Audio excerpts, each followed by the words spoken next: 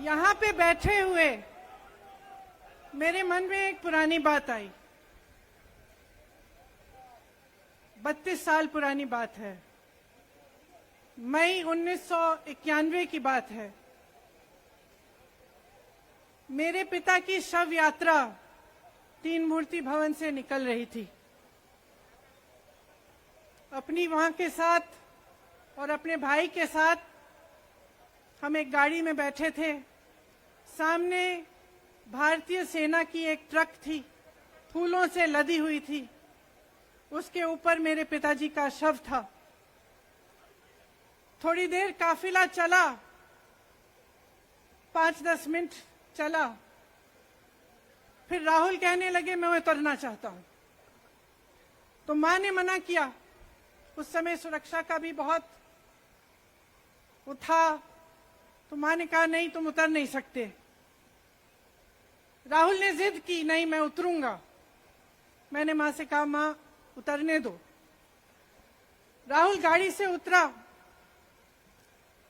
उस सेना की ट्रक के पीछे खड़ा होके चलने लगा और तीन मूर्ति से लेके कड़ी धूप में अपने पिता के जनाजे के पीछे पीछे पैदल चलते चलते चलते चलते यहां पहुंचा।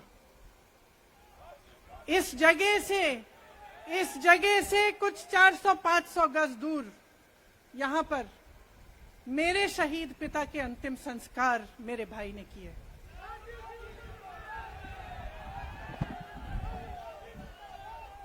सुनिए, वो चित्र मेरे दिमाग में अभी भी है, मेरे मन में है।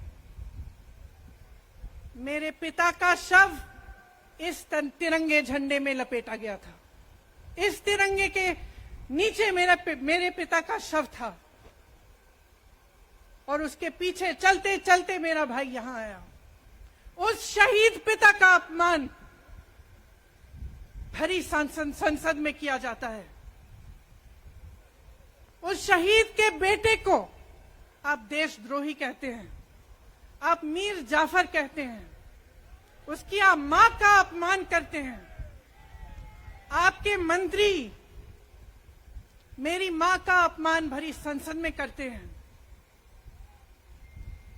आपके एक मुख्यमंत्री कहते हैं कि राहुल गांधी को पता भी नहीं है कि उनका पिता कौन है।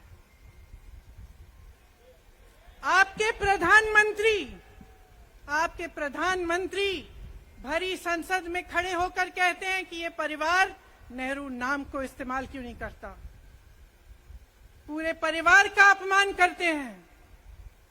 कश्मीरी पंडित समाज के रिवाज का अपमान करते हैं, जिसके तहत एक बेटा अपने बाप के मरने पर पगड़ी पहनता है, परिवार की परंपरा को आगे बढ़ाता है। लेकिन आप पर कोई मुकदमा नहीं होता।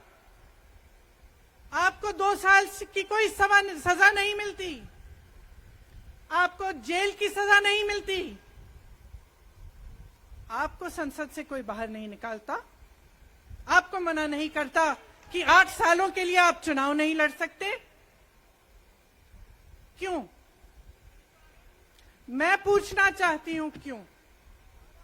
आज तक हम चुप रहे हैं।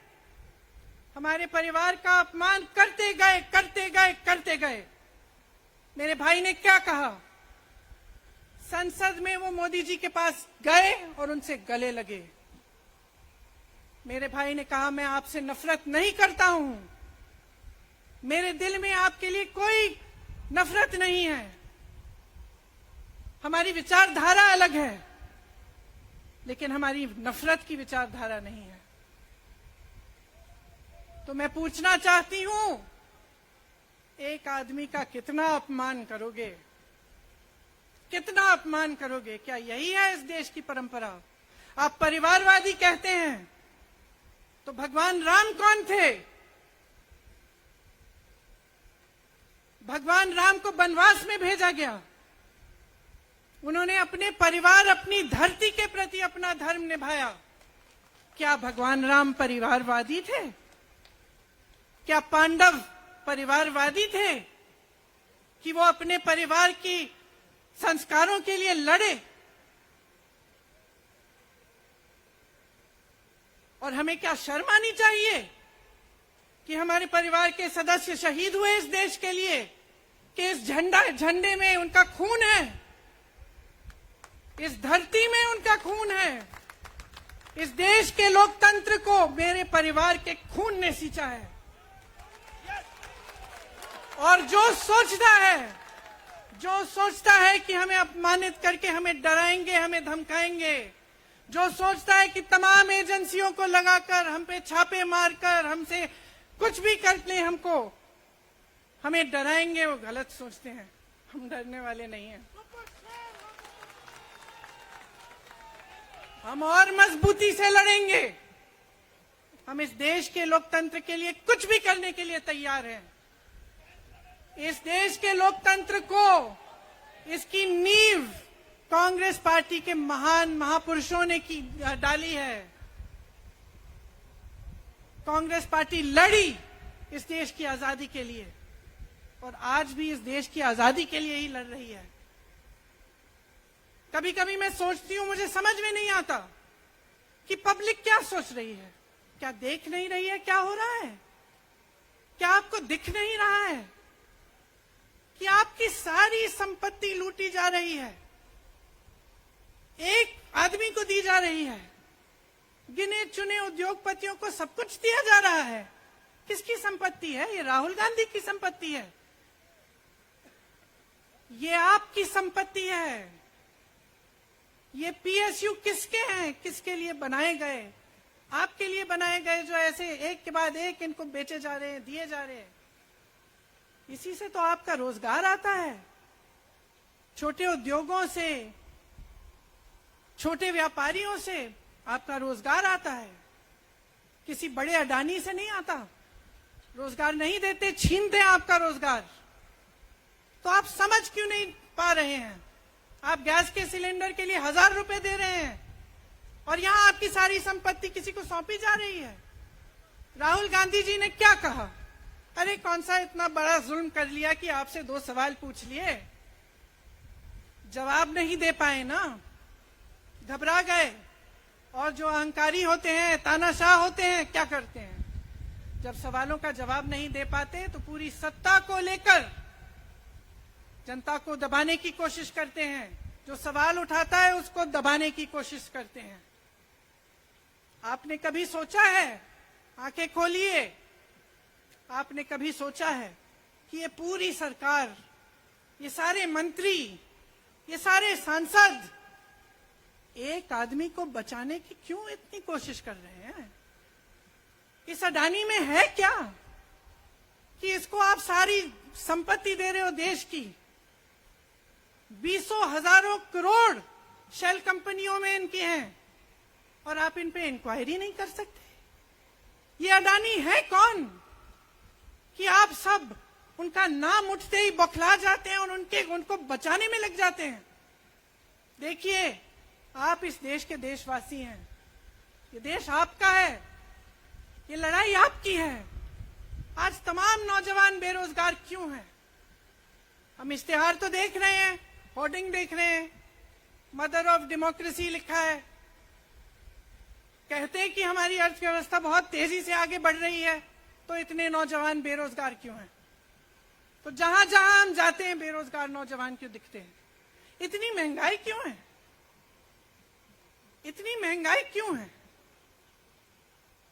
क्या आप इतने बड़े काम कर सकते हो लेकिन एक गैस सिलेंडर का दाम कम नहीं कर सकते? आप छोटे व्यापारियों की मदद नहीं कर सकते? आप रोजगार नहीं बनवा सकते? तो फिर आपकी सरकार किस काम की है? लोगों को दबाने के लिए है या अडानी जी को आगे बढ़ाने के लिए है? तो आज ये समय आ गया है कि हमें गंभीरता से सोचना पड़ेगा। ये सरकार पूरी कोशिश करती है कि आपका ध्यान भटकाया जाए। अब आप सोचिए, कन्याकुमारी से कश्मीर तक एक आदमी चला, उसके साथ लाखों लोग चले। क्या पैगाम लेके चला? किस लिए चला? उसके दिल में क्या भावना थी कि लाखों लोग देश भर से उससे जुड़ के चले? समता, एकता की भावना थी। आज आपके सारी मीडिया, आपके सारे मंत्री, आपके सारे सांसद, आपके सारे कार्यकर्ता कह रहे हैं कि राहुल जी ने विदेश जाकर देश का अपमान किया, राहुल जी ने एक वर्ग का अपमान किया। क्या एक आदमी जो कन्याकुमारी से लेकर 5000 किलोमीटर कश्मीर तक चल के ये रोज रोज कहता है कि इस देश को एक होना चाहिए, सबको समान दृष्टि से देखना चाहिए, क्या ये आदमी देश का अपमान कर सकता है? क्या ये आदमी एक वर्ग का अपमान कर सकता है? तो ये आदमी क्या कर रहा है? ये आपकी आवाज उठा रहा है। ये क्या कह रहा है? कह रहा है कि गरीबों को अपना हक दो, नौजवानों को अपना हक दो, महिलाओं को अपना हक दो। यही तो कह रहा है।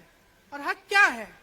हक ये है कि जो आपका है वो आपके हाथों में जाना चाहिए, किसी बड़े उद्योगपति के हाथ में नहीं जो प्रधानमंत्री जी के मित्र हैं। ये है आपका हक। उसी हक की लड़ाई लड़ रहा है। तो आप समझिए, ये एक इंसान की बात नहीं है, ये एक राहुल गांधी की बात नहीं है, ये पूरे देश की बात है।